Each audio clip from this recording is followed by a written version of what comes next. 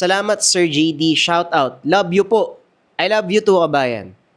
Nakakawala ka talaga ng stress at problema. Taga Laguna lang po ako. Until now, nakikinig pa rin ako sa inyo. Type ko po yung earrings nyo, makaka-order din po ako niyan soon. Maraming salamat sa suporta, kabayang Rano Pinam. Maraming salamat sa pakikinig ng ating kwento, kabayan. At para naman sa ibang kabayan na interesado ding ma-shoutout or meron kayong papabate, comment lang kayo dito, Kabayan Collectors. Ito pala yung earrings na sinasabi ni Kabayang Rano. Dalisay earrings. Ang bisa po niyan ay kontra-inggit, kontra-evil eye na may kasamang pampaakit at pampaamo. Nariyan din po ang selyo ng mataas sa uri ng proteksyon bilang kontra sa lahat ng uri ng sumpa. Proteksyon sa kulam, barang, tegalpo, palipadangin, usog, o kahit anong masamang uri ng sumpa. Kung interesado kayo, i-visit nyo lang ang www.lecamerchandise.com. Kapag nag-order kayo, sagot ko na ang free shipping. Huwag na nating patagalin pa. Simulan na ang storya. JD.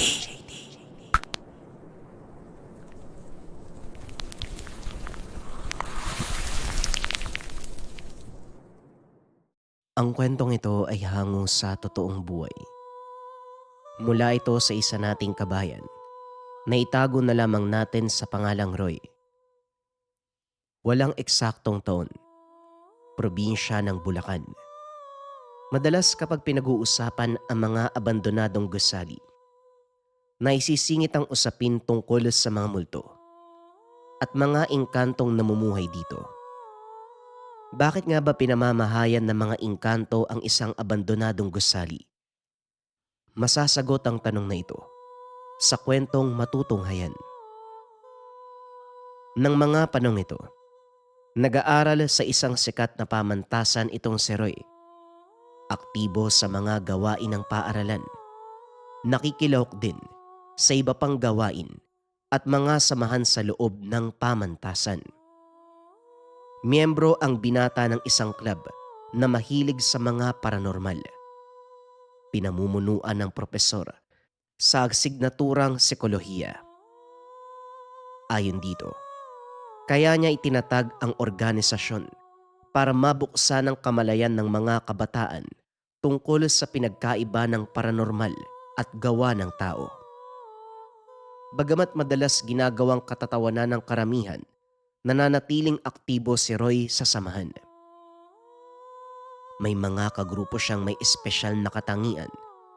Ang ilan ay bukas ang ika-6 na kamalayan at lihitimong nakakakita ng mga elemento na hindi nakikita ng normal na mata ng isang tao. Hindi nalalayo ang kakayahan ni Roy sa mga ito dahil isa siyang medium. Ipinanganak na may likas na kakayahan na kumonekta sa mundo ng mga espiritu ang binata. Paslit pa lamang, kinakikitaan na ito ng kakaibang kilos. Madalas nakakarinig ng mga tunog o nakakakita ng mga elemento na hindi nabubuhay sa mundo ng mga tao. Ilang beses na ring pinatignan sa espesyalista sa utak ang binata pero walang nakitang mali ang mga doktor. Dito niya nakilala ang propesor na itago na lang natin sa pangalang Nathan. Isang eksperto sa pag-iisip ng tao, kilala sa larangan ng psikolohiya. Pero bukod dito, may taglay na kakayahan ng Ginoo. Bukas ang ika-6 na kamalayan. Si Nathan din ang nag-udyok kay Roy na pumasok sa universidad at para maging posible, gumawa ng paraan ang propesor para mailagay sa listahan ng mga iskolar ang binata. Ito ay sa pamamagitan ng pagpasok bilang opisyal ng ROTC. Naging matagumpay si Roy dahil na din sa kakaibang disiplina. Ang kanyang ama ay dating militar at ang panganay na kapatid naman kasalukuyang nagsisilbi sa hukbong sandatahan. Isa itong kolonel, nabibilang sa prominenteng pamilya si Roy. Maraming kilala ang ama na siyang tumulong upang maging posible ang gustong mangyari ng binata. Roy, pagkatapos ng klase, pumunta kayo ni Via sa clubhouse natin ha.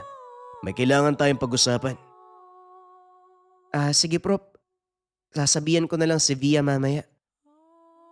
Nga pala, kumusta na yung pinapagawa ko sa inyo last time? Napuntahan nyo na ba yung pamilya? Naku, yun nga po yung problema Prop eh. Kasi ayaw kaming papasukin ng gwardiya. Wala daw kaming permiso mula sa amo nila. Ganun ba? O sige, ako nang bahala.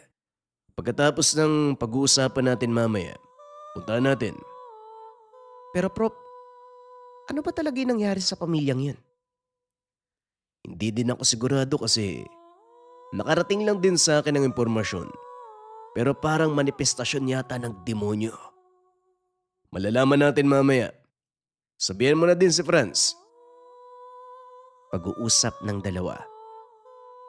Habang nagkaklase ang propesor, hindi mawala sa isip ni Roy ang mga sinabi nito. Sa sobrang pag-iisip, hindi nito namalayan, tinatawag na pala siya. Roy, naririnig mo ba ako? Pakisagutan ng tanong sa ikawalong pahina. Ay, nako Prop, pasensya na, may iniisip lang.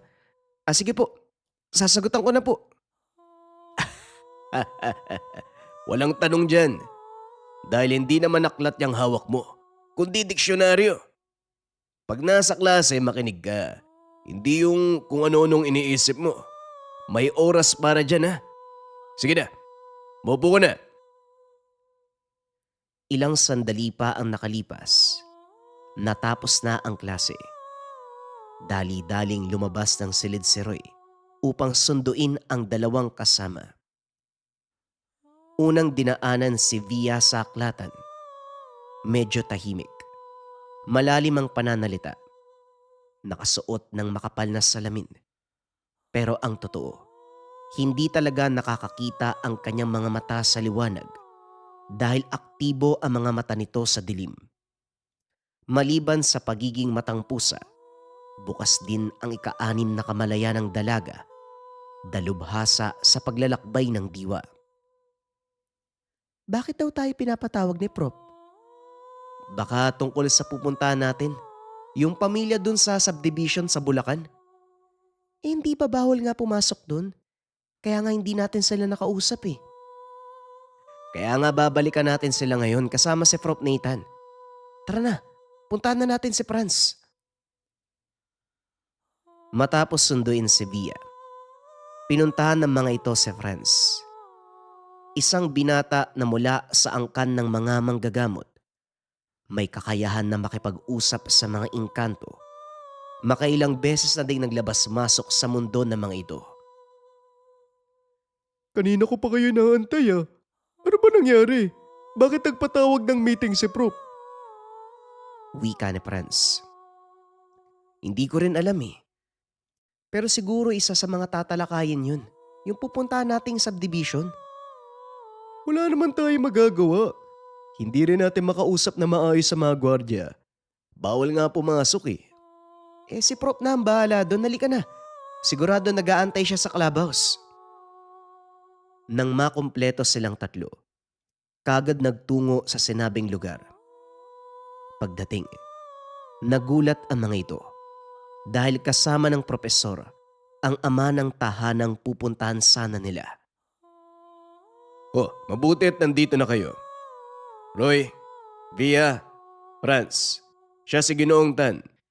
Isang negosyanteng in-check. Siya din ang may-ari ng tahanan na pinapuntahan ko sa inyo. Personal ko siyang inimbitahan para marinig ang kwento ng pamilya niya at kung saan nagsimula ang lahat. Wika ni Nathan. Sinimula ng Ginoo ang kwento. Ayon dito, nagsimula ang panggagambala sa kanilang pamilya nang bilhin nila ang isang abandonadong gusali. Dinala ng kanyang asawa pa uwi ang lumang Biblia. Simula ng araw na yun, unti-unti nang nagbago ang ugali ng asawa. Napakabilis magalit. Naging mapanakit. Kahit ang mga anak, napagbabalingan ng walang daylang init ng ulo. Bukod po sa mga nasabi nyo, meron pa ba siyang ibang ginagawa? Palagi niya hawak lumang Biblia. Minsan, Tinignan ko pahina eh. Hindi na halos basa mga nakasulat. Kaya ako nagtataka. Ano ginawa niya doon? Sinubukan niyo hubang kunin o hiramin sa kanya ang Biblia? Oo, pero gagalit siya eh. Ayaw bitawan. Kahit pa puta kami opisina, hindi niya bitawan Biblia. Nagulat ka empleyado namin eh. Para siya baliw. Nag-aaral ng mga nakasulat Biblia. Pero ako gulat.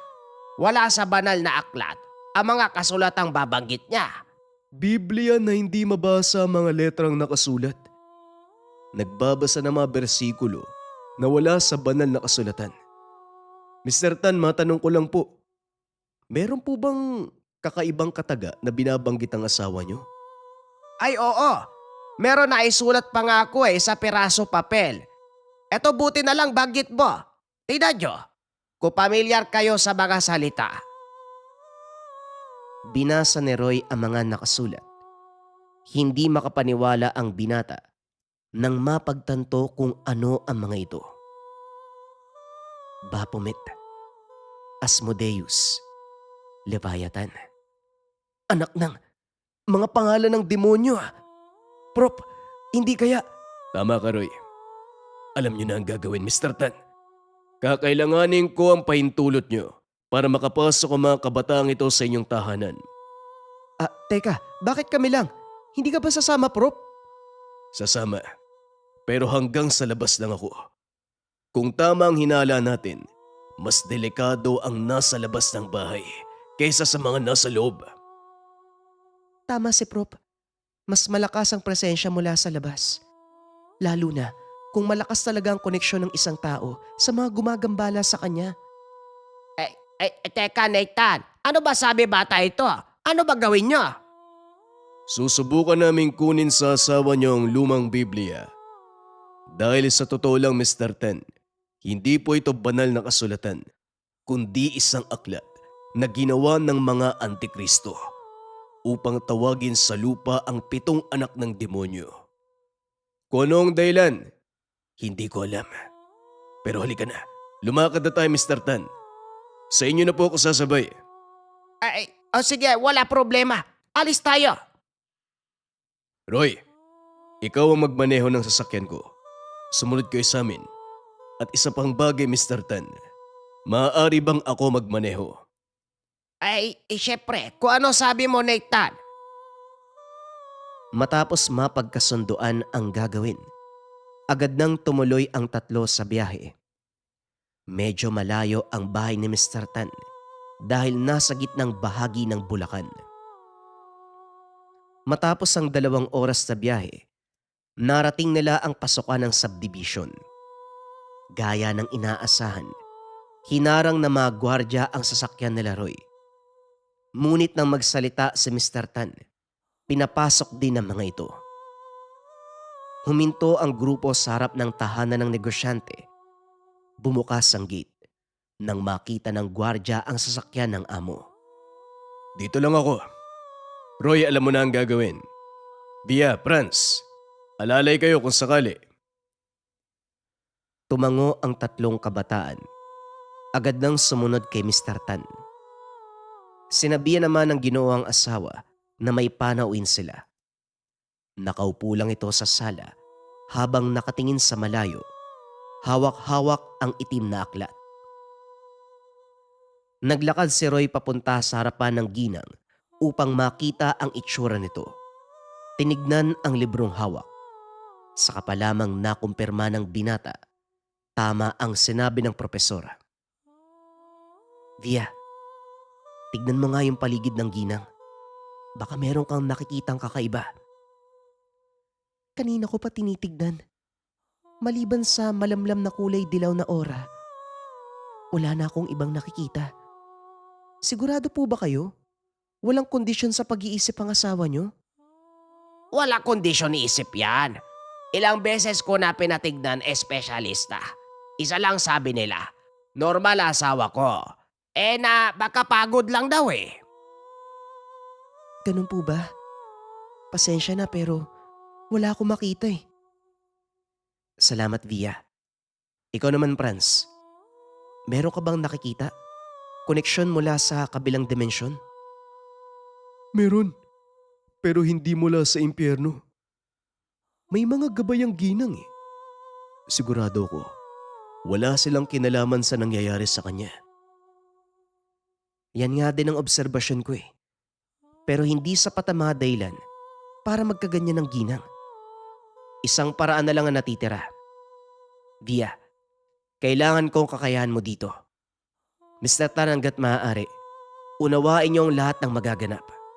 Masasagot po ang lahat ng tanong niyo matapos ang gagawin namin. O sige, sige. Gawin niyo ko ano dapat. Para lubusan ko unawa nangyayari asawa ko. Ako kaiusap sa inyo. Tulugan niyo kami. Kaya nga po kami nandito para makatulong. Kung inyo pong mamarapatin, maaari po ba naming gamitin ang isang bakanting silid? O sige. Doon kwarto malapit kusina. Wala gumagamit nun. Maraming salamat. Pakialalayan po ang asawa niyo na pumasok doon. Pakiusap. Wag na wag po tayo magpapapasok ng kahit sino. At kahit anong mangyari, wag na wag yung bubuksan ng pintuan. Sumang-ayon ang haligi ng tahanan. Kahit hindi nito lubos maunawaan ang nangyayari. Matapos dali ng asawa sa loob ng silid, naupo ito sa sulok. Pinanood ang tatlong kabataan sa kanilang gagawin. Gumawa ng bilog si Via gamit ang pinaghalong pulbos ng buto ng pusa, abo ng sinunog na buto ng tao, apog at asin. Matapos nun, pinaupo sa gitna ang ginang. Ginawa ito ng dalaga bilang proteksyon bago niya tuluyang lakbayin ang nangyari sa nakaraan. Sa mga hindi nakakaalam, ang paglalakbay ng diwa, isang mapanganib na gawain na tanging ang may mga karanasan lang ang maaaring gumawa. Nangangailangan ito ng matinding konsentrasyon, katatagan, hindi lang sa pisikal na katawan, kundi maging ng kaluluwa. Sa sandaling magsimula ang isang tao sa paglalakbay ng diwa, naiiwang bukas ang portal ng katawan nito at maaaring pasukin ng mga elemento. Kaya kailangan ang ibayong proteksyon, poder, para walang makalapit o pumasok sa katawan ng isang taong naglalakbay ang diwa. Balik tayo sa kwento. Habang naghahanda sa paglalakbay diwa, lumapit si Roy sa dalaga at nagsalita. Via, huwag kang gagawa ng kahit anong hakbang ha, na hindi kasama sa plano natin, maliwanag. Nauunawaan ko, Roy, huwag kang mag-alala. Kakalas ako kagad kapag may nakitang hindi maganda. Matapos ang pag-uusap, agad nang umalis sa tabi ni Via si Roy. Tumayo ito sa sulok upang bigyan daan ang paglalagay ni Franz ng bakod sa paligid ng ginang at ni Via. Ilang minuto nakalipas, wala pa ring nangyayari. Kalmado ang mukha ni Via, maging ang reaksyon ng ginang. Hindi nagbabago. Nakatitig pa din ito sa malayo habang yakap ang lumang Biblia. Nag-uusal din ito ng mga kataga na hindi maintindihan. Halos pabulong na ang mga ito. Lumapit si Roy sa ginang upang marinig ang mga sinasabi. Laking gulat ng binata dahil inulit ng ginang ang mga pangalan ng demonyo sa listahan na ibinigay ng kanyang asawa. Tinignan ng binata si Via, ngunit walang pagbabago dito. Napatingin si Roy kay Franz. Wala ding pag-aalalang nakikita ang binata. Nakahinga ito ng maluwag. Nangangahulugan. Maayos ang takbo ng kanilang ginagawa. Naglakad palabas ng bilog ang binata. Pero bago pa man ito tuluyang makabalik sa pwesto, isang malakas na tawa ang narinig. Muli itong bumaling ng tingin kay Via. Nakitang nangingisay na ang katawan ng dalaga. Franz, bilisan mo! Hugutin mo pabalik si Via! Kagad kumilos si Franz. Nag-ihip ng dasal sa magkabilang palad. Idinampi sa pisngi ni Via. Biglang nagbalik sa uliratang dalaga. Lumabas sa ginawang bilog. Laking pagtataka ni Mr. Tan dahil umuusok ang katawan nito. Via! Via! Ano nakita mo? Wika ni Roy habang nag-aabot ng isang baso ng tubig sa dalaga. Pinaliwanag ni Via ang lahat ng nakita sa nakaraan ng ginang, partikular sa pinagmulan ng panggagambala sa kanila. Ayon dito, ang abandonadong gusaling nabili, naging kanlungan ng mga elemento. Hindi na itinuloy ng unang may-ari ang paggamit dahil nung ginagawa pa lang ang gusali, napakadaming buhay ang nawala. Ang paniniwala ng unang may-ari, may kakambal na malas ang kanilang pagpapagawa, kaya nagpatawag ito ng isang grupo ng mga espiritista upang paalisin ang mga nilalang na nakatira. Lingid sa kalaman ng unang may-ari na ang pangkat na pinagkatiwalaan, grupo ng mga antikristo. Ang ginamit nilang pamamaraan para palayasin ang mga elementong nakatira, demonyo.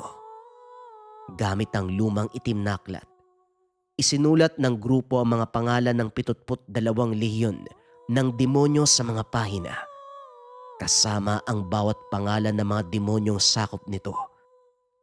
Nagtagumpay ang grupong palayasin ang mga elemento, pero lingid sa kanilang kaalaman na ang mga demonyong tinawag ang siya namang mananatili sa lugar.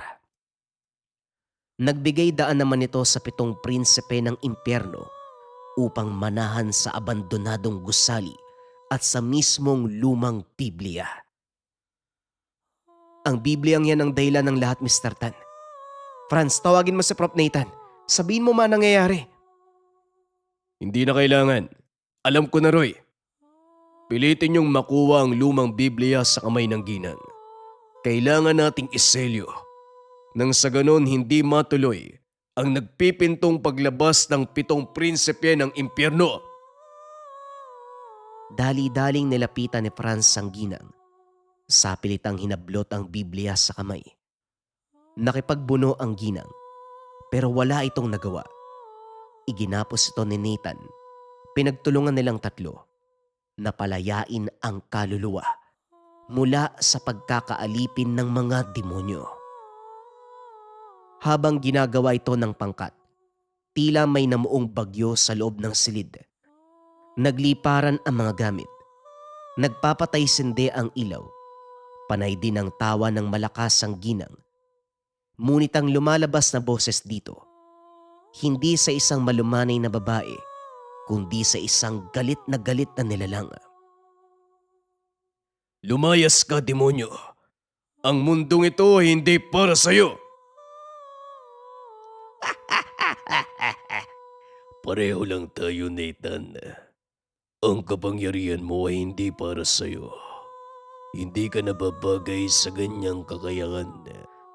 Lalo pa, gamitin ang pangalan ng may likha habang isinasagawa ang makademonyong gawain. Huwag mo kong usigin at ibalik sa akin ang lahat ng mga ginagawa mo sa mundong ito. Kilala kita at alam kong hindi likas na masama ang iyong pinagmulan. Pero bakit ka nang gagambala sa mundong ito? Katahimikan, Nathan. Yun lang ang nais ko. Isang lugar kung saan ako maaaring manahan nang walang gumagambala. Hanggang sa dumating ang araw ng kanyang pagbabalik, ang araw ng paghuhukom. Pasensya na, pero hindi ko maaaring payagan na sumundukan ng mga tao manahan. Lumayas ka sa domeng ito sa ngalan ng Amang Maylikha, sa anak niyang aming tagapagligtas, gayon din sa Espiritu Santong nagbigay buhay. Inuutusan kitang lisanin ang mundong ito. Baphomet! Biglang napasigaw ng malakas ang ginang. Nang marinig nito, na tinawag ni Nathan ang pangalan sa hawak niyang listahan. patuloy na nakipagbuno sa mga kabataan. Ngunit dahil sa pinagsamang lakas ng talino ng tatlo, nagawa nilang talunin. Unti-unting huminahon ang kapaligiran hanggang sa tuluyang humupa ang masamang enerhiyang bumabalot sa silid. Bumalik na din sa dating kaisipan ng ginang. Nagtataka ito kung ano ang nangyari. Ipinaliwanag ni Nathan ang lahat. Nakahinga ng maluwag sa Nathan dahil naniniwala ang ginang sa mga demonyo at kung ano ang kayang gawin ng mga ito. Matapos ang kaganapan ng araw na yun, nagpahinga si Nathan. Kinabukasan pinuntahan naman ng mga ito ang gusali upang tuluyang linisin. Ipinaliwanag din sa negosyante ang kahalagahan ng balanse ng magkabilang dimensyon. Naunawaan naman ito ng dalawa. Simula noon, wala nang panggagambala sa pamilya ni Mr. Tan. Ipinagpatuloy ang pagpapatayo ng negosyo sa lumang gusali. Inayos lang nila ang gusali at ginawa itong paupahan. Totoo nga, pinamumugaran ng mga elemento't nilalang ang isang abandonadong lugar dahil sa katahimikan. At sa sandaling masira ang kapayapaang yun, doon na magsisimula ang totoong panggagambala, hindi lang sa sarili, kundi maging sa kanyang pamilya. Isa pa lamang ito sa mga karanasan ni Roy, kasama ang kanyang pangkat. Abangan ng mga susunod na istorya ni Roy patungkol sa mga kwento ng espiritu, nilalang, elemento, lalong-lalo na ang mga kwento ng demonyo. Ang kwentong ito ay hango sa totoong buhay. Mula ito sa isa nating kabayan na itago na lamang natin sa pangalang Roy. Walang eksaktong taon, probinsya ng Bulacan. Madalas kapag pinag-uusapan ang mga abandonadong gusali, naisisingit ang usapin tungkol sa mga multo at mga engkantong namumuhay dito. Bakit nga ba pinamamahayan ng mga engkanto ang isang abandonadong gusali? Masasagot ang tanong na ito sa kwentong matutunghayan. Nang mga panong ito, nag-aaral sa isang sikat na pamantasan itong si Roy. Aktibo sa mga gawain ng paaralan.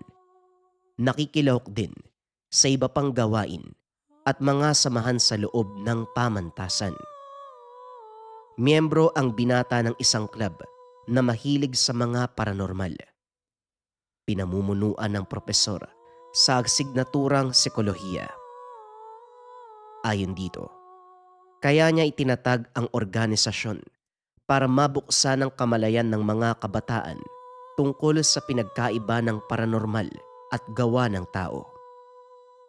Bagamat madalas ginagawang katatawanan ng karamihan, nananatiling aktibo si Roy sa samahan.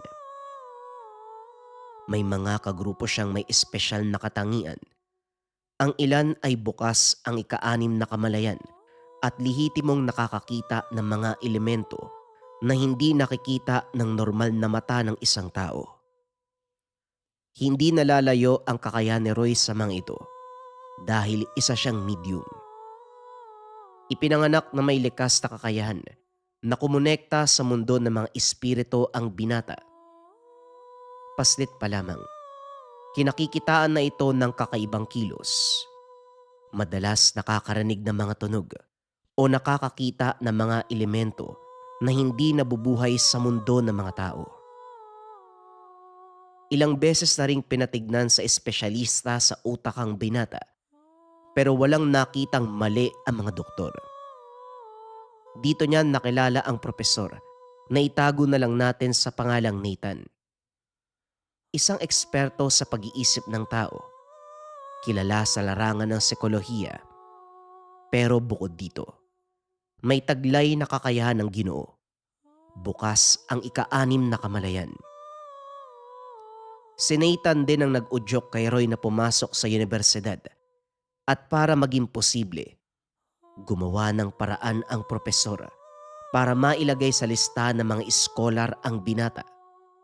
Ito ay sa pamamagitan ng pagpasok bilang opisyal ng ROTC. Naging matagumpay si Roy dahil na din sa kakaibang disiplina. Ang kanyang ama ay dating militar at ang panganay na kapatid naman kasalukuyang nagsisilbi sa hukbong sandatahan. Isa itong kolonel, nabibilang sa prominenteng pamilya si Roy. Maraming kilala ang ama na siyang tumulong upang maging posible ang gustong mangyari ng binata. Roy, pagkatapos ng klase, pumunta kayo ni Via sa clubhouse natin ha. May kailangan tayong pag-usapan. Sige Prop, sasabihan ko na lang si Via mamaya. Nga pala, kumusta na yung pinapagawa ko sa inyo last time? Napuntahan niyo na ba yung pamilya? Naku, yun nga po yung problema Prop eh. Kasi ayaw kaming papasukin ng gwardiya. Wala daw kaming permiso mula sa amo nila. Ganun ba? O sige, ako nang bahala. Pagkatapos ng pag-uusapan natin mamaya, puntahan natin. Pero Prop, ano ba talaga yung nangyari sa pamilyang yun?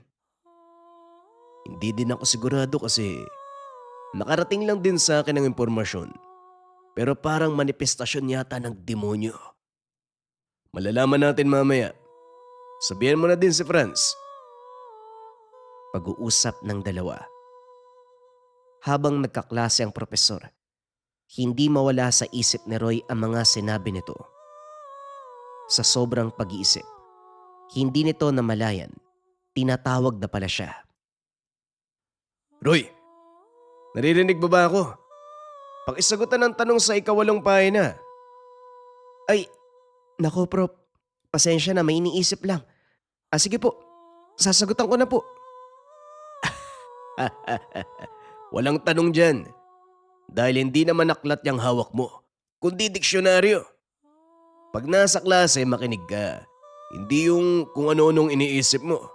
May oras para dyan ha. Sige na, maupo ka na. Ilang sandali pa ang nakalipas. Natapos na ang klase. Dali-daling lumabas ng silid si Roy upang sunduin ang dalawang kasama. Unang dinaanan si Via sa aklatan. Medyo tahimik. Malalim ang pananalita. Nakasuot ng makapal na salamin. Pero ang totoo, hindi talaga nakakakita ang kanyang mga mata sa liwanag dahil aktibo ang mga mata nito sa dilim. Maliban sa pagiging matang pusa, bukas din ang ika-6 na kamalaya ng dalaga, dalubhasa sa paglalakbay ng diwa. Bakit daw tayo pinapatawag ni Prop? Baka tungkol sa pupuntahan natin, yung pamilya dun sa subdivision sa Bulacan. Hindi pa bawal nga pumasok dun, kaya nga hindi natin sila nakausap eh. Kaya nga babalikan natin sila ngayon kasama si Prop Nathan. Tara na, puntahan na natin si Franz. Matapos sunduin si Via, pinuntahan ng mga ito si Franz. Isang binata na mula sa angkan ng mga manggagamot. May kakayahan na makipag-usap sa mga engkanto. Makailang beses na ding naglabas-masok sa mundo ng mga ito. Kanina ko pa kayo naantay ah. Ano ba nangyari?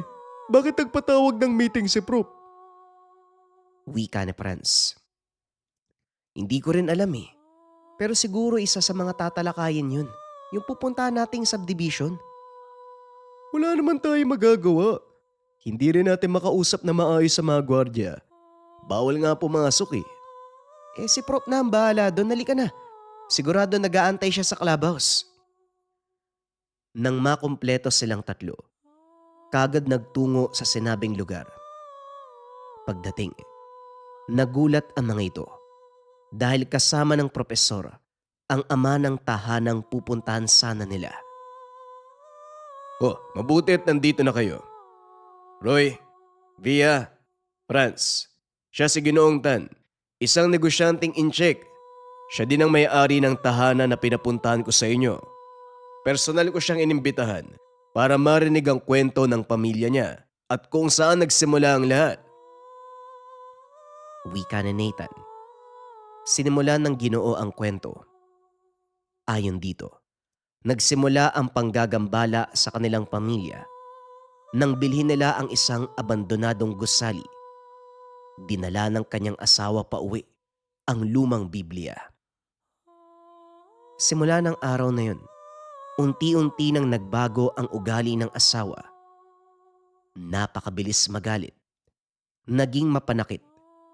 Kahit ang mga anak, napagbabalingan ng walang daylang init ng ulo. Bukod po sa mga nasabi nyo, meron pa ba siyang ibang ginagawa? Palagi niya hawak lumang Biblia.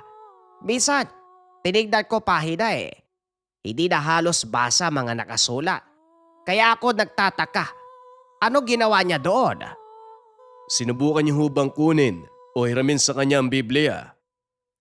Oo, pero gagalit siya eh. Ayaw bitawan. Kahit pa puta kami opisina, hindi niya bitawan Biblia. Nagulat ka empleyado namin eh. Para siya baliw. Nag-aaral ng mga nakasulat Biblia. Pero ako gulat. Wala sa banal na aklat ang mga kasulatang babanggit niya. Biblia na hindi mabasa ang mga letrang nakasulat. Nagbabasa ng mga bersikulo na wala sa banal na kasulatan. Mr. Tan, matanong ko lang po. Meron po bang kakaibang kataga na binabanggit ang asawa niyo? Ay oo, meron na isulat pa nga ako eh sa piraso papel. Eto buti na lang banggit mo. Tingnan nyo, kung pamilyar kayo sa mga salita.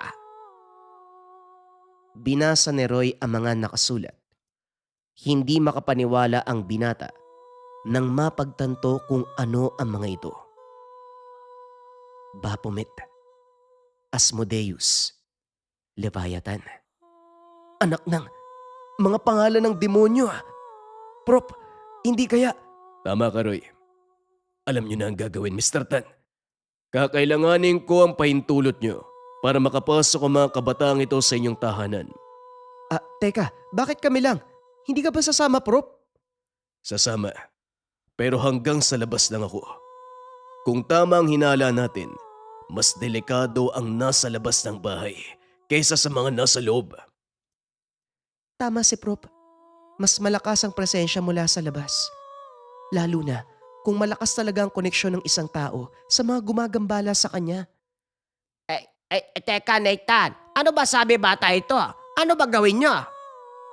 Susubukan namin kunin sa asawa niyo ang lumang Biblia. Dahil sa totoo lang, Mr. Tan, hindi po ito banal na kasulatan, kundi isang aklat na ginawa ng mga antikristo upang tawagin sa lupa ang 7 anak ng demonyo. Kung ano ang dahilan, hindi ko alam. Pero halika na, lumakad na tayo, Mr. Tan. Sa inyo na po ako sasabay. Sige, wala problema. Alis tayo. Roy, ikaw ang magmaneho ng sasakyan ko. Sumunod kayo sa amin.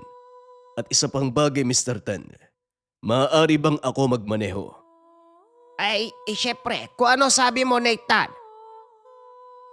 Matapos mapagkasunduan ang gagawin, agad nang tumuloy ang tatlo sa biyahe. Medyo malayo ang bahay ni Mr. Tan dahil nasa gitnang bahagi ng Bulacan. Matapos ang 2 oras na biyahe, narating nila ang pasukan ng subdivision.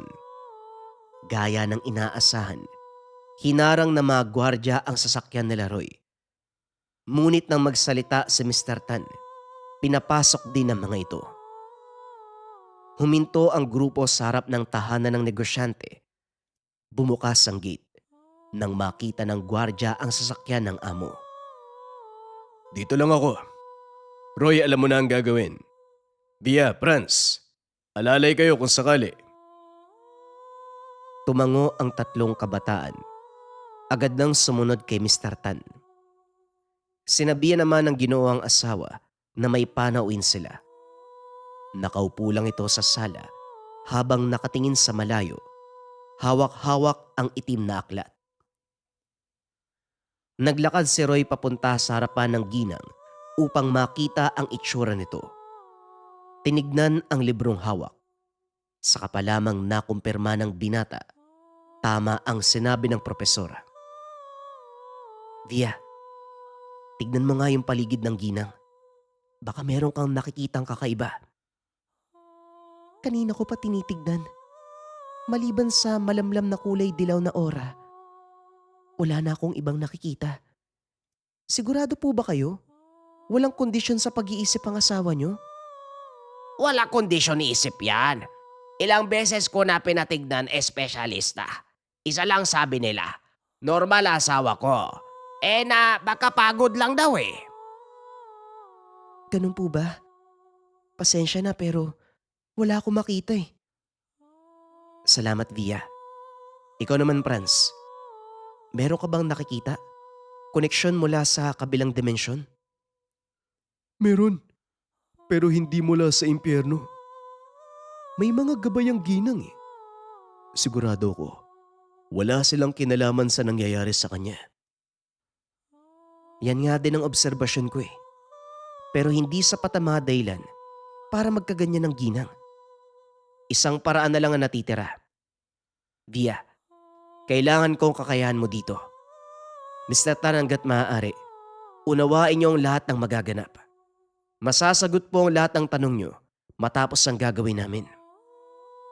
O sige, gawin niyo ko ano dapat. Para lubusan ko unawa nangyayari asawa ko. Ako kayusap sa inyo. Tulugan niyo kami. Kaya nga po kami nandito para makatulong. Kung inyo pong mamarapatin, maaari po ba naming gamitin ang isang bakanting silid? O sige, doon kwarto malapit kusina. Wala gumagamit nun. Maraming salamat. Pakilalayan po ang asawa niyo na pumasok doon. Pakiusap. Wag na wag po tayo magpapapasok ng kahit sino. At kahit anong mangyari, wag na wag yung bubuksan ng pintuan. Sumang-ayon ang haligi ng tahanan. Kahit hindi nito lubos maunawaan ang nangyayari. Matapos dali ng asawa sa loob ng silid, naupo ito sa sulok.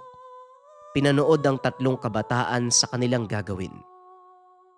Gumawa ng bilog si Via gamit ang pinaghalong pulbos ng buto ng pusa, abo ng sinunog na buto ng tao, apog at asin. Matapos nun, pinaupo sa gitna ang ginang.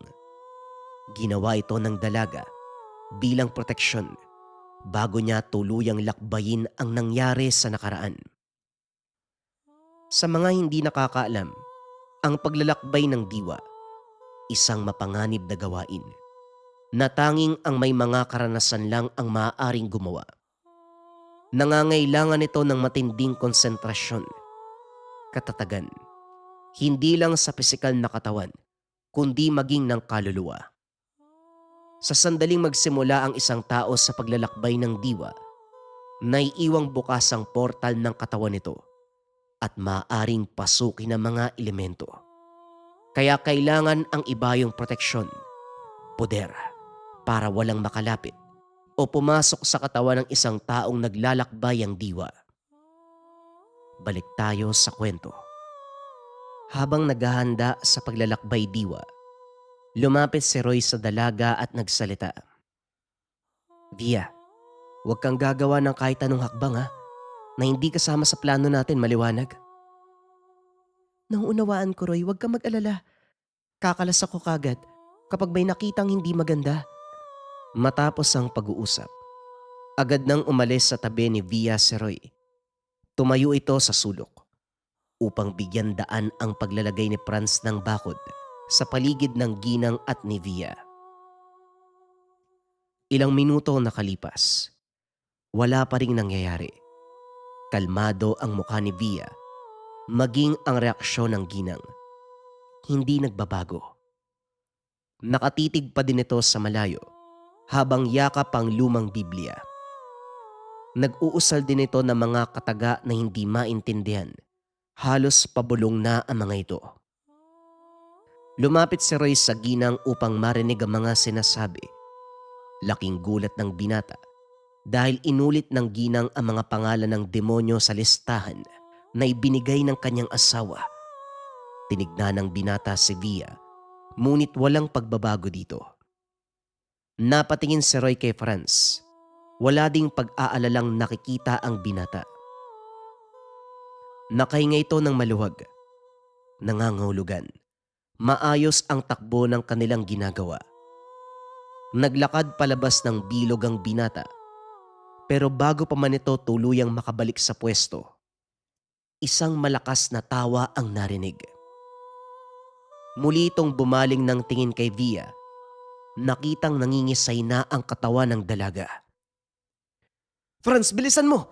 Hugutin mo pabalik si Via! Kagad kumilos si Franz. Nag-ihip ng dasal sa magkabilang palad. Idinampi sa pisngi ni Via. Biglang nagbalik sa uliratang dalaga. Lumabas sa ginawang bilog. Laking pagtataka ni Mr. Tan dahil umuusok ang katawan nito. Via! Via! Ano nakita mo?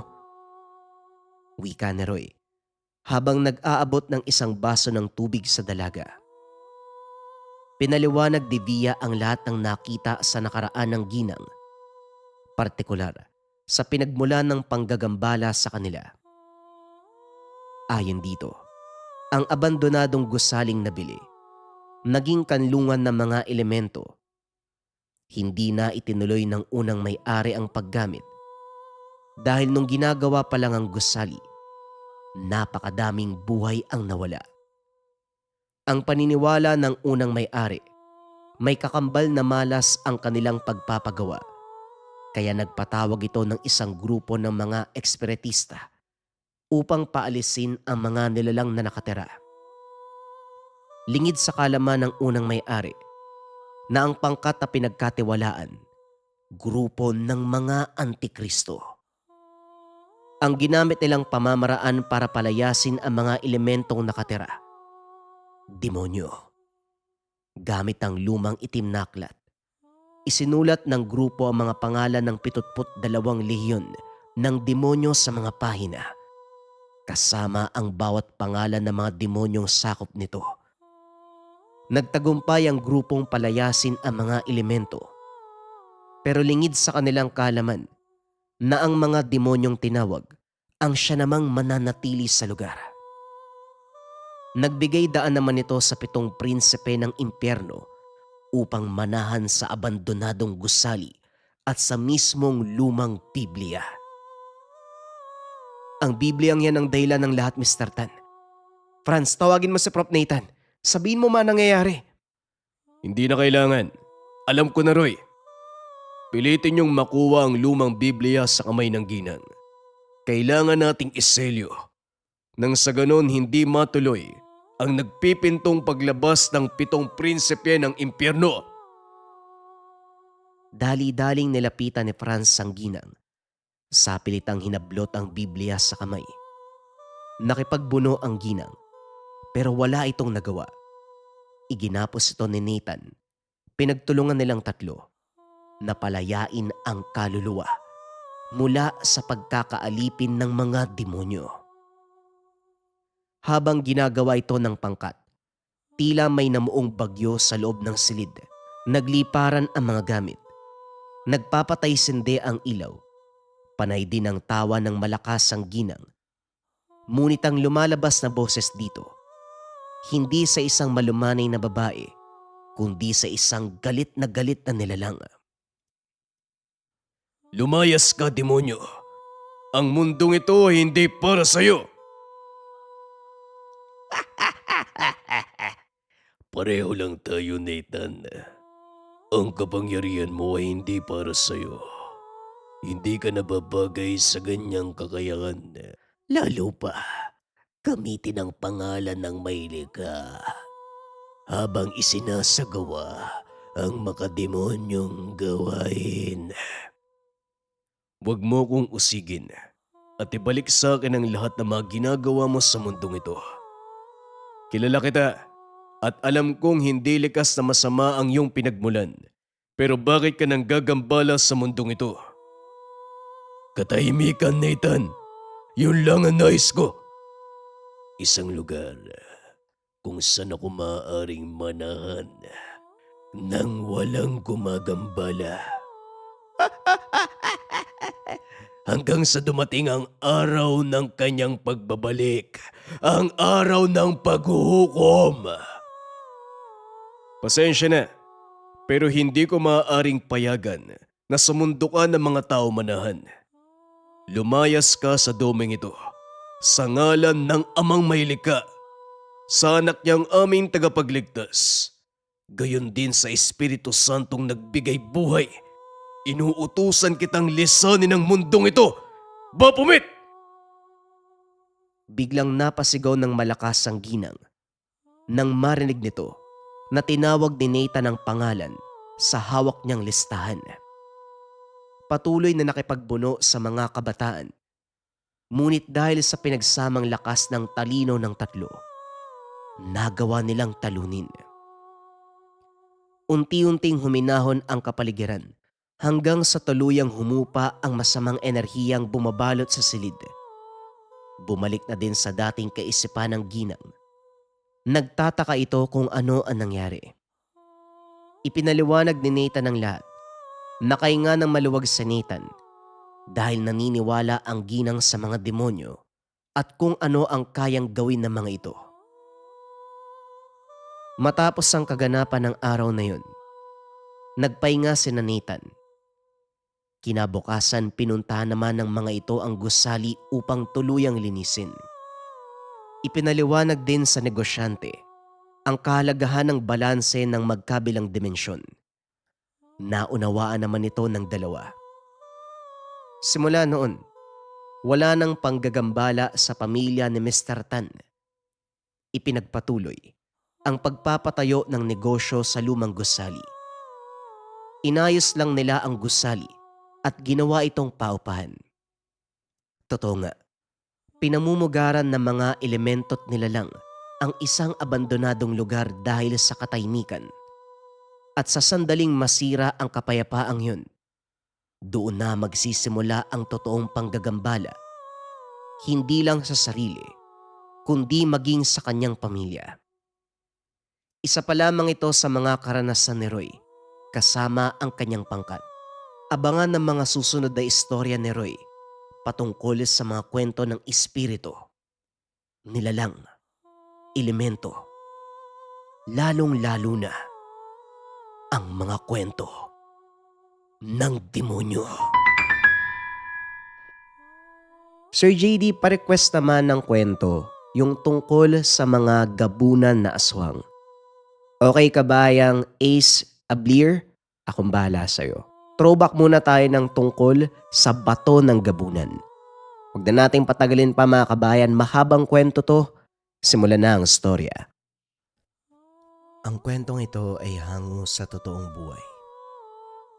Mula ito sa isa nating kabayan na itago na lamang natin sa pangalang Polyon. Taong 1995, Negros Occidental. Sa buong buhay ni Polyon, hindi niya inakala na ang tunay na ama ay isang aswang. Nabuhay siya sa poder ng amain, pangalawang asawa ng ina. Bugbog sarado tuwing lasing, hindi kasundo sa lahat ng bagay. Nang masawi ang ina sa isang trahedya, nagpunta sa probinsya kung saan mahanap ang tunay na ama. Normal ang lahat pagdating sa tahanan. Pinatuloy ng matanda na nagpakilalang ina ni Paterno ang ama niya. Pinakain, nagkwentuhan. Ginugulang mahabang oras sa pagkilala sa isa't isa. Wala namang problema. Magaan ang kalooban at damang-dama na pamilya kaagad ang turing. Subalit pagsapit ng gabi, dito na lumabas ang trahedya. Tulog sa kabilang kwarto si Lola Anding. Si Polyon na bagong salta sa tahanan na hirapang makatulog. Binuksan ng bahagya ang bintana. Sumisipol habang lumalanghap ng hangin. Hindi nagtagal. Agaw atensyon ang angil mula sa kung saan. Nakakakilabot ang tunog kaya sinara ang bintana kaso bago pa makatalikod. Nawasak ang dingding. Bumungad ang isang nilalang. Nanigas si Polyon sa kinakatayuan. Walang kurap na nakapako ang tingin sa halimaw. Maging ito ay nagulat sa kanya. Naglalabasan ang matulis na ngipin.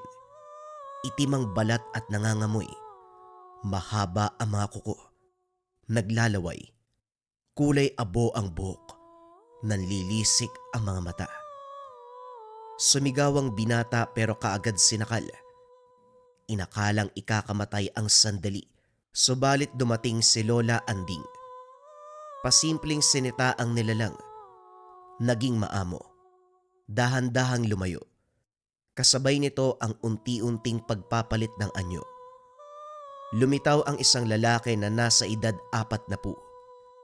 Napako ang tingin ni Polyon. Naguguluhan kung bakit magkamukha sila.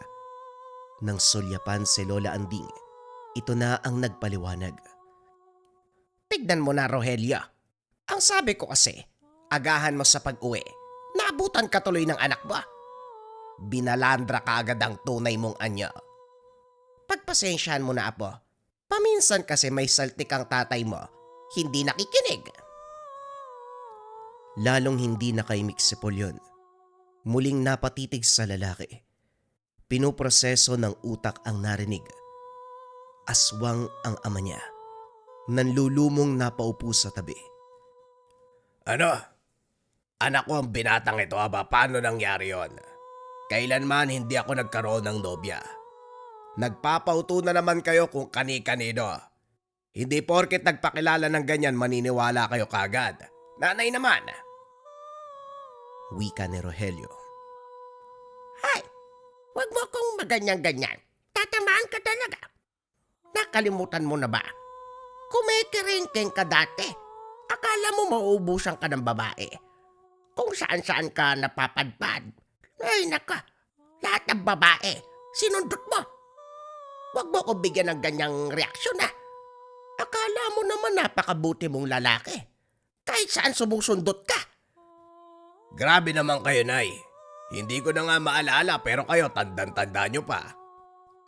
Malamang. Nakalista sa utak ko lahat ng kalokohan mo.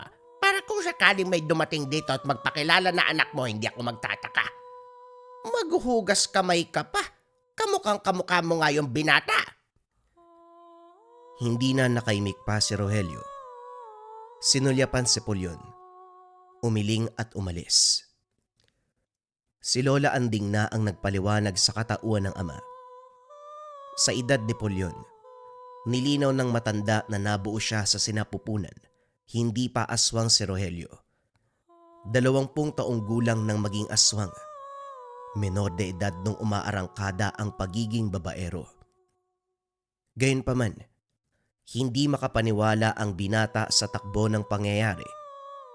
Ngayon pa lang, nagsisisi na kung bakit hinanap pa ang ama. Kung alam lang na isa itong halimaw, hindi na sana pinuntahan pa. Habang lumilipas ang oras, nagbalak si Polyon na umalis. Hindi na nais pang manatili sa tahanan.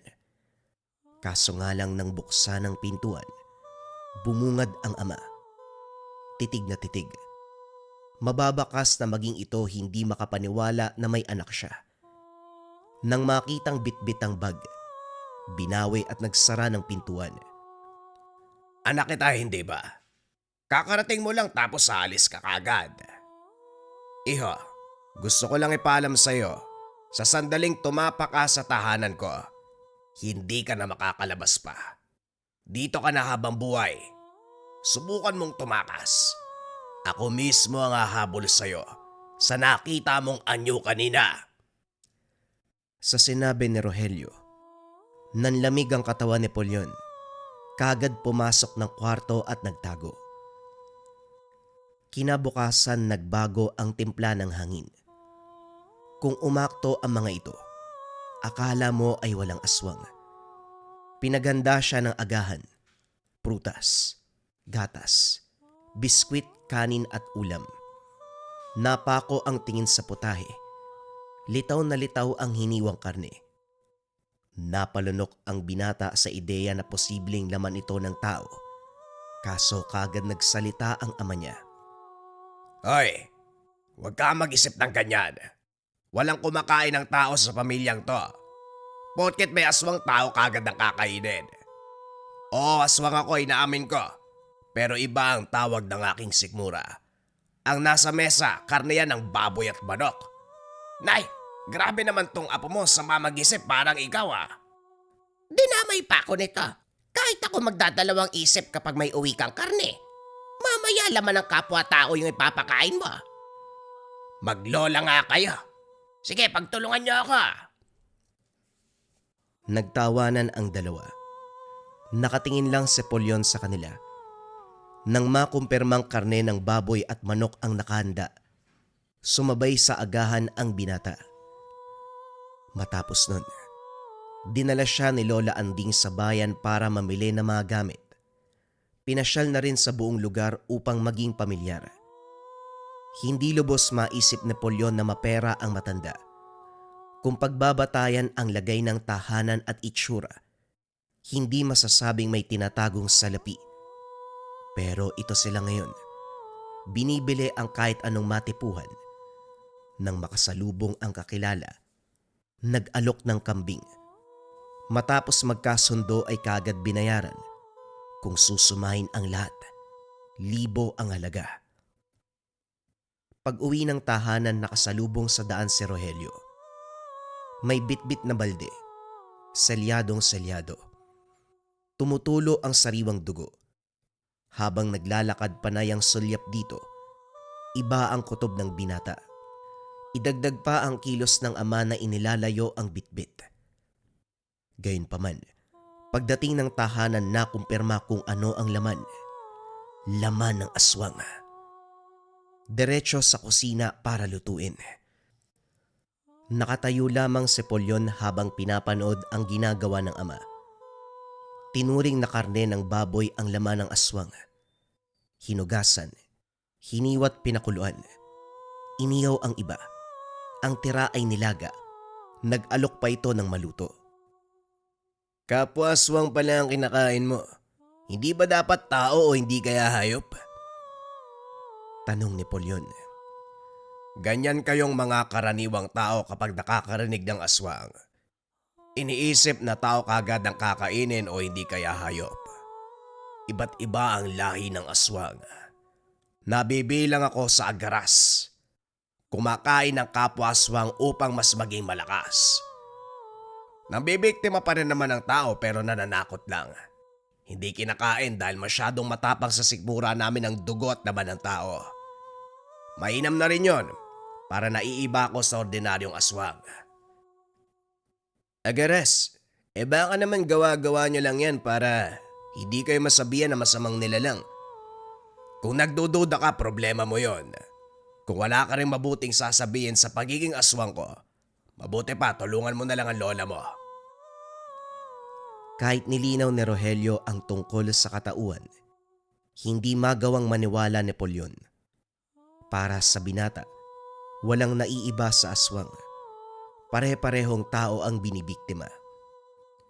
Habang pinapanood si Lola Anding na nagtatabas ng damo sa bakuran, kahit papano ay napanatag. Hindi siya pinabayaan. Siniguradong mapapabuti ang kalagayan at mapapalapit ang kalooban. Palagi siya nitong kinakausap para hindi maburyong. Habang tumatagal, natutong makibagay at makipagsabayan. Unti-unting nawala ang takot at tinanggap na ganito ang pamilyang makakasama. Makaraan ng ilang araw, hindi umuwi si Rogelio matapos magpaalam nung nakaraan. Ang sabi ay may kikitain na kakilala, pero hanggang ngayon, hindi pa rin nakakabalik.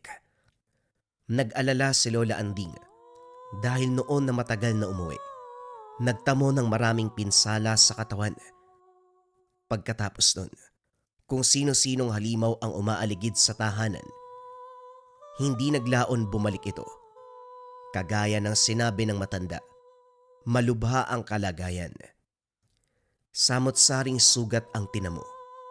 May kalmot, may kagat, may saksak.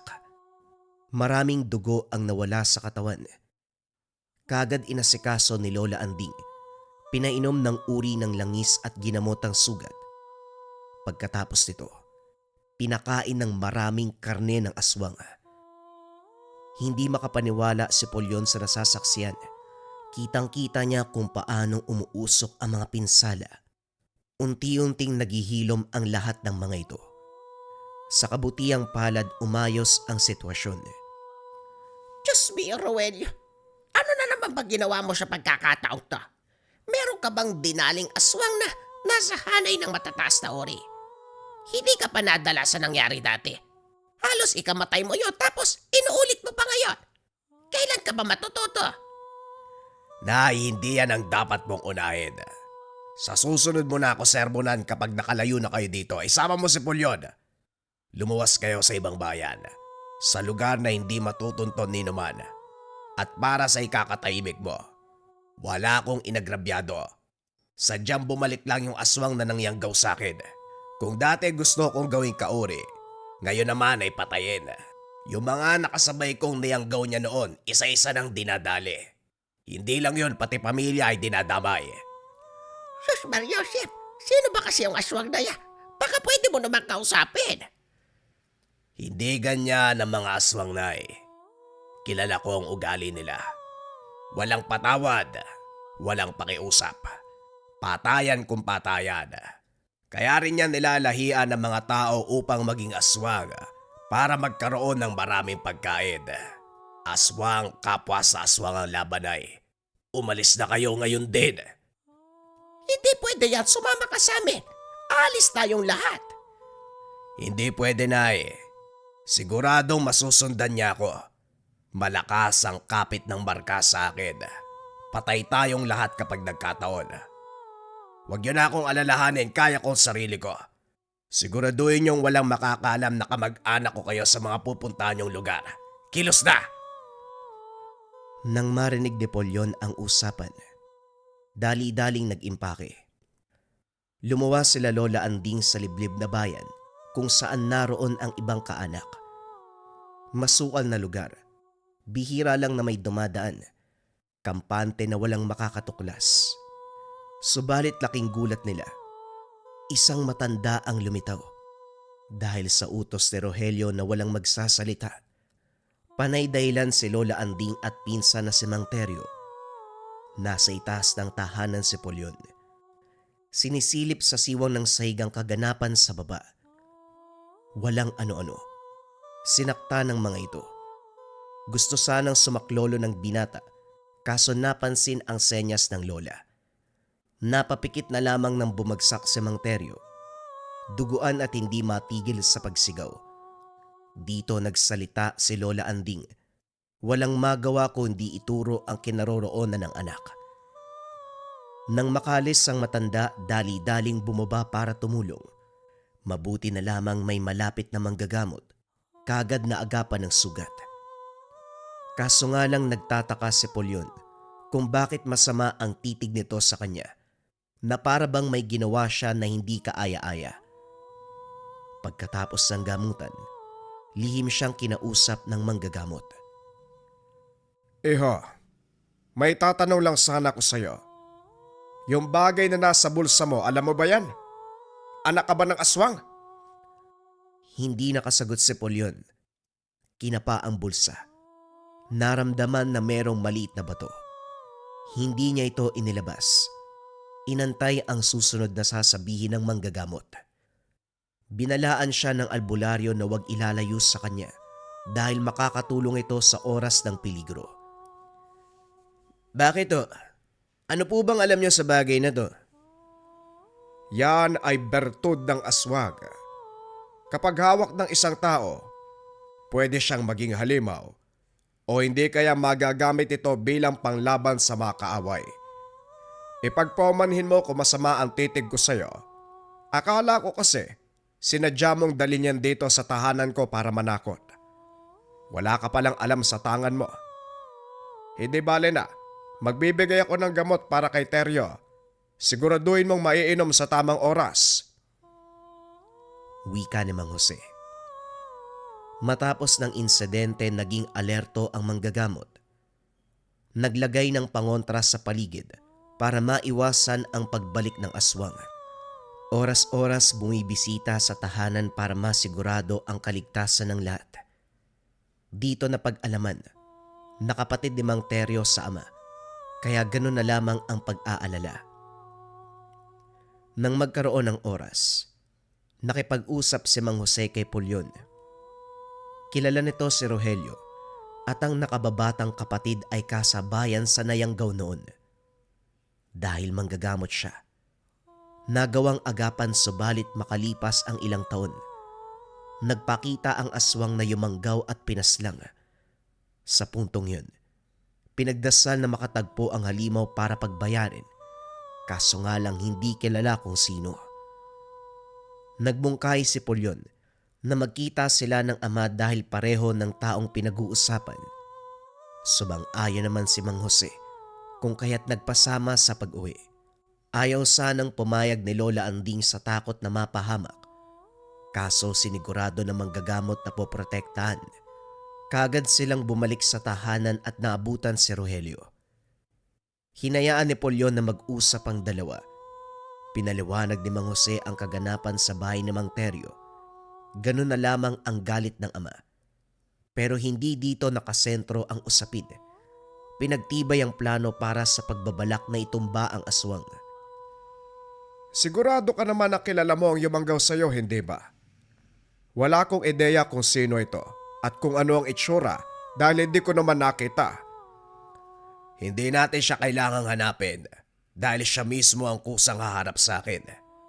Yung mga nakasabayan kong nayanggaw noon, ubos na sila. Ako na lamang ang natira. Sa tagal ko sa larangan, maraming pasyente ang nayanggaw. May mga nakalaban na aswang. Pero ngayon pa lang ako nakarinig. Pinapatay ang aswang na nalahian. Ginagawang pagkain. Kung gusto niya ng patayan, walang problema. Yan ang gawin natin. Huwag kang mag-alala. Hindi ka nag-iisa sa labang ito. Maaasahan mo ko. Sabay nating huliin ang aswang at pagbayarin siya sa ginawa niya. Matapos magkasundo ay kanya-kanya sa paghahanda. Sa tahanan muna nagpalipas ng araw. Bawat kanto ay may pangontra, may patibong. Naninigurado na sa bakuran palang mauhuli na ito. Subalit kung kailang handa na ang lahat, walang nagpakitang aswang. Linggo ang lumipas, walang dumating.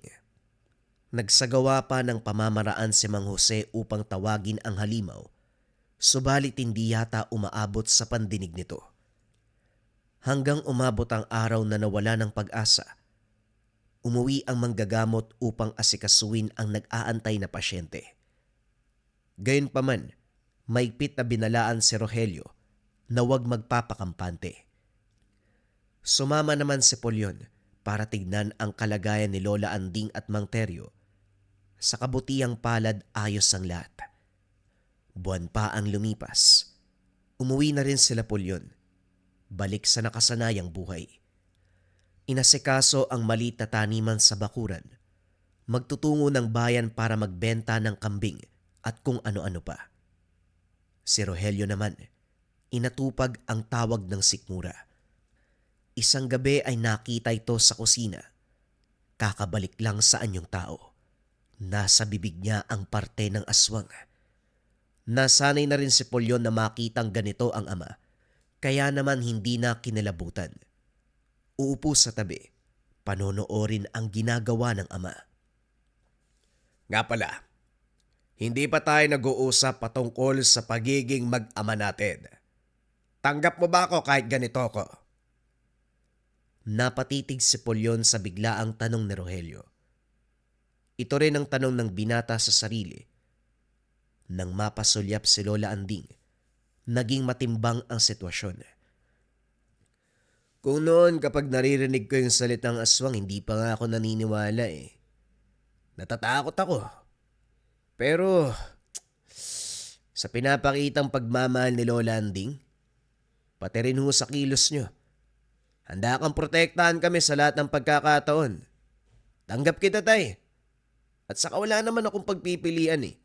Bali-balik ta rin man ang mundo, hindi magbabago. Anak mo ako, ama kita. Biktima ka lang ng yanggaw. Napangiti si Rogelio sa sinabi ng binata. Mabuti naman kung ganon. O siya magugas ka ng kamay. Saluhan mo ko. Masarap tong aswang kainin natin. Hindi, biro lang. Kinabukasan, nagulantang ang lahat dahil nawawala si Lola Anding. Madaling araw ito umalis. Nagpaalam na magpupunta ng bayan para mamili ng kailangan. Ilang oras na ang lumipas, wala pa ring balita kung nasaan. Sumunod si Rogelio sa bayan, subalit hindi mahanap ang matanda. Tumulong na rin si Polyon. Naglibot sa lugar. Hindi inasahan na matatagpo nito na wala ng buhay. Sa masukal na bahagi ng kakahuyan, nakahandusay si Lola Anding. Maraming kalmot sa iba't ibang bahagi ng katawan. May bakas ng kagat sa leeg. Bukas ang dibdib. Nang malaman ni Rogelio, hindi napigilan ng galit. Nagwala sa gubat. Tinumba ang mga puno. Pinapatay ang mga ligaw na hayop na dumadaan. At higit sa lahat, nadagdagan ang pagkasuklam sa aswang. Nag-iwan ng bakas para malaman na ito ang gumawa. Bago balingan ng kalaban, inasikaso muna ang paglilibing sa katawan ni Lola Anding. Sila-sila lang din ang naghulma ng kabaong. Nagukay. Wala nang oras para idulog sa simbahan dahil okupado ang isipan sa pagiganti. Sa nangyari, maging si Polyon nakaramdam ng galit. Kung kailan siya binigyan ng pamilya, saka naman nawala. Hinikayat ang ama na ipagigante si Lola Anding. Parehong pinangibabawan ng emosyon. Walang pagdadalawang isip na umalis si Rogelio. Ang alam ng binata, hahanapin ang aswang. Kaso nga lang dumating ang balita. Maging ang tatay niya namatay. Magkasama sila ni Mang Jose. Sugatan ng manggagamot. Malubha ang kalagayan. Hindi malaman ni Polyon kung ano ang unang mararamdaman. Magagalit ba dahil pinaslang ng aswang ang ama't lola o hahagulgol sa tabi ng bangkay? Naglakad siya nang wala sa sarili. Dumiretso sa gubat. Sumigaw ng sumigaw. Tinawag at hinamon ng aswang. Hindi naglaon. Bumungad sa kanyang harapan. Nakangisi ng nakakaloko. Malakas ang loob mo na magtawag. Anong gagawin mo ngayon? Ikaw ang dahilan kung bakit naging aswang ang tatay ko. Tapos bumalik ka pa para patayin siya. Ano ba talagang kailangan mo? Hindi ko rin alam eh. Basta ang alam ko lang, maligaya ako kapag napapatay ko mga nayayanggaw. Karamihan sa kanila ginagawa ko rin pagkain dahil nagbibigay ng karagdagang lakas sa akin. Masaya ako kapag ganun yung ginagawa eh. At kahit ano gagawin ko para manatili ang kaligayahan ko. Matagal ko nang ginagawa ang bagay na to at hindi din ako titigil. Sumakto ka nga eh. Nabuburyo na ako sa matagal kong gawain. Hindi kami kumakain ng tao pero parang ngayon gusto kong subukan at ikaw ang uunahin ko. Nagbago ang anyo ng nilalang. Humaba ang huso nito. Maging ang mga balahibo. Nagmistulang aso pero may katawan ng tao. Bumuelo ng pag-atake ang aswang. Laking gulat niya nang bigla itong tumilapon. Isang nilalang ang humarang. Kapareho ng anyo niya. Mukha ng mabangis na aso. Pero ang katawan ay sa tao. Matalim ang mga kuko. Malaki ang pangangatawan. Kaya pala hindi kita magilap. Nanggugulo ka sa mga tao. Pati ang binatang ito hindi mo pinalampas. Wala siyang laban. Kaya wag mong patulan. Bumalik sa anyong tao ang aswang upang makausap ang lalaki. Hoy Victor, mataas na uri ka ng gabunan. Huwag kang maghari-harian sa mabababang uri ng aswang na katulad ko. Huwag kang mangialam dahil akin ang binatang yan. Umalis ka na. Ay, Huwag mo rin akong binabantaan. Alam mo na wala kang laban sa akin, hindi ba? Binata, umalis ka na dito. Ako nang bahala. Tinamaan ng atake si Victor. Lumatay ang kuko ng aswang sa pisngi pero walang sugat. Masama ang titig na bumaling sa nilalang. Sumugod ito ng sumugod pero walang binatbat. Hindi dahil malaking tao, kundi sa katotohanan na isa itong purong gabunan. Isa sa pinakamalalakas na aswang. Ilang ulit na binalibag si Patring, pero bumabalik pa rin siya. Sugod ng sugod. Tahimik na pinapanood ni Polyon ang kaganapan habang nagtatago sa tabi. Hindi man siya ang inatake. Damang-dama niya ang takot. Hindi may kakaila ang lakas at bangis ng nilalang. Mabilis ang pagkalmot. Kung ano-anong atake ang ginagawa para sakta ng kalaban. Kaso nga lang hindi rin may kakaila ang husay at lakas ng gabunan. Pasimpleng iniilagan ang mga atake. Hindi nagtagal sinakalang aswang at binagsak. Hinihingal na bumalik sa anyong tao ang halimaw. Masamang tumitig kay Victor. Sana noon pa pinatay na kita. Ako pa ang nag-alaga sa'yo nung kabataan mo. Pero traidor ka. Hindi nga magandang magpalaki ng mas mataas na uri kumpara sa akin. Kahit ako naman nagsisisi ako eh. Kaso wala din ako magagawa. Sa'yo ko hinabili ng tatay ko. Yun nga hindi ko maintindihan sa'yo, Patring eh. Napakabait ng tatay ko. Hindi ka man lang nahawaan ng kahit kaunti. Muling nasagad ang galit ng aswang. Paulit-ulit na sumugod. Subalit anuman ang gawin wala pa ring epekto sa gabunan. Sa huli tinodo ng lalaki. Pinatikim ng kalupitan. Ginilitan ng leeg. Binali ang bawat buto sa katawan. Binaon sa mismong kinakatayuan. Mahabang katahimikan ang namayani. Saka lang lumabas si Polyon nang tawagin siya. Kaano-ano mo si Patring? Nararamdaman ko sa'yo yung bato. Sa dami ng iniisip, ngayon lang naalala ni Polyon ang bato. Sa puntong ito inilabas sa bulsa. Biniktima niya ang tatay ko. Nilahian tapos pinatay. Maging ang lola ko nadamay eh. Sino ka ho ba? Parang kilalang kilala mo yung aswang ah. Hindi man maintindihan ni Polyon. Magaan ang loob niya sa kausap. Maayos ang pakikitungo na para bang hindi nananalaytay sa pagkatao ang dugong halimaw. Mahaba ang usapan ng dalawa. Inabutan pa ng pagsikat ng araw. Ito na rin mismo ang nagpaliwanag kung para saan ang bato ng aswang. Ang totoo, hindi nito taglay ang sumpa ng pagiging aswang. Nakadesenyo ito para protektahan ang magtatangan. Dito naalala ni Polyon na minsan siyang naatake ng aswang. Dumapo ang kuko nito, subalit walang sugat. Matapos ng kaganapan, hinatid siya ng gabunan sa bahay ni Mang Teryo. Nanatili ang binata sa poder ng matanda. Ito na lamang ang tinuring niyang pamilya. Nang maikwento ang tungkol sa bato, hindi doon natapos ang kapalaran niya. Makaraan ng ilang taon sa tulong at gabay ni Mang Jose, sinubukan ang larangan sa panggagamot. Nilinang ang kakayahan sa paglunas ng yanggaw hanggang kinilala ng mga tao.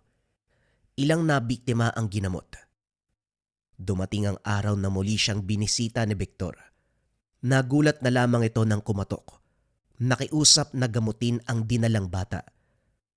Sa puntong ito, hindi lang karunungan mula sa libreta ang ginamit ni Polyon. Mas kinilala ang bisa ng bertud ng aswang. Magmula nung madiskubre na malaki ang tulong nito sa yanggaw. Pagkatapos ang mahabang proseso, orasyon, ritual, pinapakuluan ang bertud na bato. Pinapainom sa pasyente, kagad inilalabas sa katawan ng sumpa. Maaring itim na likido, itim na sisiw, o hindi kaya sinulid sa tenga. Ito ang mga pamamaraan ng yanggaw. Akalain mo nga naman, mahusay ka na manggagamat ngayon. Mabuti naman naisipan mong pasukin ang larangang ito. Malaking tulong ang bertud ng aswang na ginamit mo din sa panglunas. Magmula na maisip ko ang pinakaugat ng problema, nakiusap ako kay Mang Jose na turuan ako sa panggagamot. Sa gabay niya nagagawa kong agapan ng sumpa ng Yanggaw na minsang sumira sa buhay ng aking ama, ng aking lola, sa pamilya ko. Ipagpatawad mo sana ang ginawa ng mga kauri ko. Pero matanong ko lang ho, saan po ba kayo namamalagi ngayon? At sino ba yung bata? Nakita ko lang habang nagpapalakad-lakad sa daan. Naramdaman ko may sumpa kaya dinala ko sa'yo. At para sagutin ang tanong mo, wala akong permanenteng tirahan. Naglalakbay lang. Naghahanap ng mga lapastangang aswang. Nang may masmasa ng bata, nakiusap si Victor na ito na lang din ang magpalaki dahil sa lansangan lamang natagpuan. Kinupkup ni Polyon, tinuring na sariling pamilya, pinalaki at nang magkaedad, tinuruan ng panggagamot. Mas lalong nagkaroon ng direksyon ng buhay ni Polyon nang dalin sa kanya ni Victor ang bata. Habang lumilipas ang panahon, napag-isip-isip ni Polyon na isa ito sa mga plano ni Victor upang matulungan siya para maging mabuting manggagamot at merong makasama sa buhay. Sa paglipas ng panahon kinilala ang mag-ama. 2 taon na mahusay manggamot ng Nayanggaw. Pero ang hindi alam ng lahat, gumagamit sila ng isang bato na nanggaling din sa mga nilalang upang ipangkontra sa pangyayanggaw. Isang mataas na uri ng bato o mas kilala sa katawagan na bertud ng aswang.